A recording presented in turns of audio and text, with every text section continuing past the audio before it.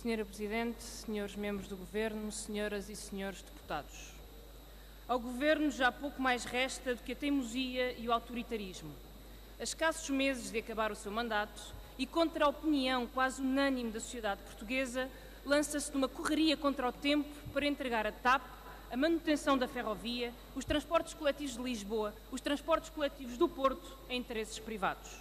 Onde se aconselharia cautela, o Governo acelera, correndo o risco de ver confirmada a ilegalidade de alguns dos concursos que lançou.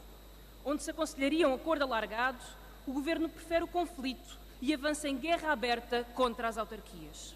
Do controverso calendário escolhido às necessidades financeiras, das supostas vantagens para os cofres do Estado ao interesse público, nada bate certo. Nada a não ser uma vontade imensa de passar para os privados aquilo que ainda vai sendo público. Mas diria melhor, uma imensa vontade de entregar o que é público a quem quer que seja, porque a campanha ideológica do Governo contra a gestão pública, incompetente por natureza e feitio, só se aplica a Portugal. A energia foi entregue a companhias públicas chinesas ou do Qatar e agora PSD e CDS querem passar os transportes da cidade do Porto para a empresa de transportes da Catalunha. O problema, afinal, não é tanto ser público, mas não ter uma lógica privada e não poder ser reivindicado e escrutinado pelos cidadãos. Ao contrário do que a direita gosta de fazer crer, a discussão sobre a natureza da gestão das empresas de transporte não é, nem pode ser, resumida aos custos financeiros para os contribuintes. Aliás, a progressiva transformação operada no discurso da direita do cidadão em contribuinte não é inocente. O que está em confronto é a defesa de uma lógica de gestão puramente privada, em detrimento do interesse público que concilie mobilidade com ambiente, custos sociais com qualidade de vida nas maiores cidades do nosso país. O Governo gosta de agitar os números dos encargos que os portugueses têm com as empresas de transporte.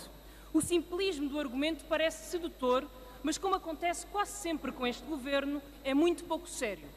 Em primeiro lugar, porque esquece que a maioria dessa despesa é o resultado da dívida acumulada por anos e anos de subfinanciamento e que essa dívida foi agora mesmo transferida para o Estado. Com o aumento continuado dos passos e bilhetes e ao assumir a dívida histórica destas empresas, o Governo tratou de limpar os encargos para as entregar agora de mão beijada aos privados. Vale tudo para atrair privados que ficam com as linhas mais lucrativas da CP, do metro ou dos autocarros, em troca de um péssimo negócio para os portugueses. Continuarão a pagar mais de 4 mil milhões de dívida e vão ficar com os transportes ainda mais caros. Perdemos em todos os tabuleiros.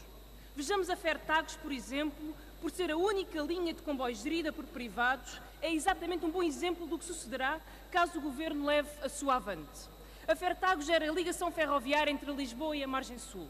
O investimento na infraestrutura foi todo público e durante mais de uma década recebeu indemnizações compensatórias superiores às da CP. Pois bem, mesmo depois dos brutais aumentos dos transportes públicos, o preço por quilómetro continua a ser entre 20% a 40% mais caro neste operador privado. Bem pode o Governo garantir que os preços não vão subir. A prática historial das empresas privadas de transportes fala por si. Se ainda assim não for suficientemente convincente o argumento, olhemos então para a rodoviária nacional e para os resultados da sua privatização. As empresas privadas multiplicaram-se, mas também as vilas sem acesso a qualquer tipo de transporte coletivo por este país afora. Não é só a mobilidade e soberania que estão em causa com esta vaga privatizadora, mas também o pouco que ainda resta da nossa capacidade industrial nesta área. Que sentido faz importar serviços de manutenção de ferrovia, ao mesmo tempo que se desmantela a AMF e se desperdiça o conhecimento único e insubstituível dos seus trabalhadores? Que sentido faz abdicar de ter uma empresa ferroviária de carga, ao mesmo tempo que se fala na prioridade das exportações? Senhor Secretário de Estado, senhoras e senhores deputados, o legado deste Governo na área dos transportes públicos é conhecido. Menor oferta, tempos de espera cada vez mais dilatados, preços sempre a subir e, como consequência, número de passageiros transportados em queda livre. Com o fim do passe a preços reduzidos para crianças em idade escolar e com o aumento exponencial das tarifas, uma família com 3 pessoas que vive na cidade de Lisboa ou do Porto viu a sua conta destinada aos transportes aumentar em 40 ou 50 euros, num país em que o salário médio são 800 euros e a maior parte da população recebe o salário mínimo nacional. Se esta família viver na periferia, então o aumento do preço dos transportes pode chegar aos 100 euros por mês. Não surpreende por isso que os transportes urbanos tenham perdido 120 milhões de passageiros nos anos deste governo.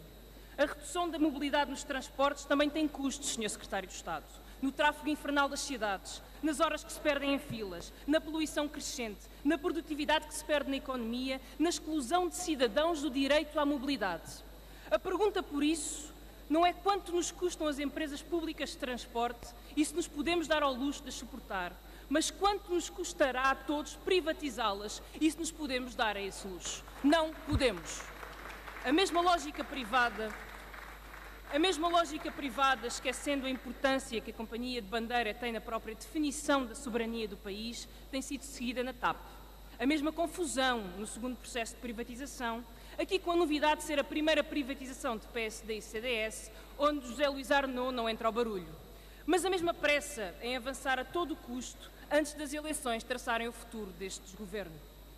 Repetimos 1000 vezes e quantas mais forem necessárias. A TAP fala a nossa língua. Junto ao continente às ilhas, o país aos seus imigrantes, resgata portugueses em risco em qualquer canto do mundo. E isto acontece porque é uma empresa nacional de capitais públicos. Todos estes serviços estarão sim em causa com a sua privatização. Que interesses manterão os capitais, sabe-se lá de onde, na ligação da TAP ao seu país? E se nos atirarem, e vão atirar, com as garantias do caderno de encargos, respondemos com o aumento de 33% nas tarifas aéreas da ANA, ou com os créditos ao consumo impingidos pelo CTT, que em 2 anos já deram 125 milhões de dividendos aos seus donos privados, entre os quais o JP Morgan. É esta a história das privatizações neste país.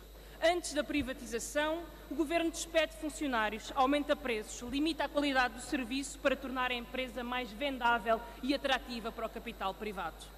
Depois da privatização, os privados despedem novamente funcionários, aumentam ainda mais os preços e limitam ainda mais a qualidade para aumentar os seus lucros. Perdemos 2 vezes. Perdemos nos impostos que pagamos e perdemos nos preços mais altos dos transportes com pior qualidade. O que está em causa, com a inusitada e pouco transparente pressa de um governo à beira de acabar o seu mandato em privatizar tudo o que mexe, é saber se olhamos para empresas que são sustentáveis e até mesmo lucrativas em muitos casos, e se olhamos para estas empresas como um encargo ou como uma oportunidade.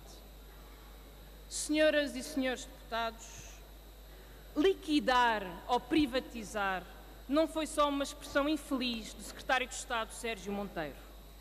Liquidar ou privatizar constitui, na verdade, a mais condensada tradução da infeliz visão do Governo sobre tudo aquilo que é público. Pelo nosso lado, a escolha é clara. Rejeitamos a política do Excel e do negócio.